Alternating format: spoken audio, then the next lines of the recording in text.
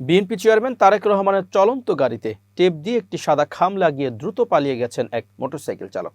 তখন ওই bullet proof গাড়িতেই ছিলেন তারেক রহমান। এ সময় তার নিজস্ব নিরাপত্তা দলও বহরের সঙ্গে ছিল।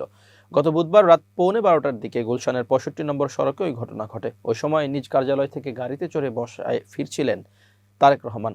এ ঘটনায় পুলিশ গুলশান থানায় জিডি করেছে। তবে গত 4 দিনেও ওই মোটরসাইকেল বা চালককে শনাক্ত করতে পারেনি পুলিশ।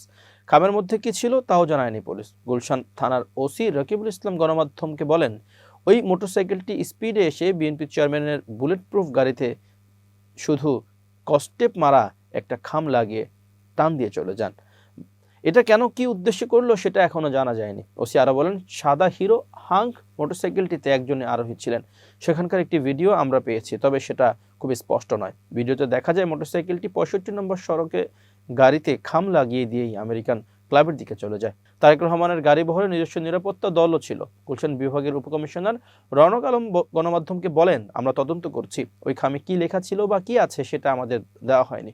ওটা সিএসএফ এর অর্থাৎ বিএনপি চেয়ারম্যানের নিজস্ব নিরাপত্তা দলের কাছে আছে।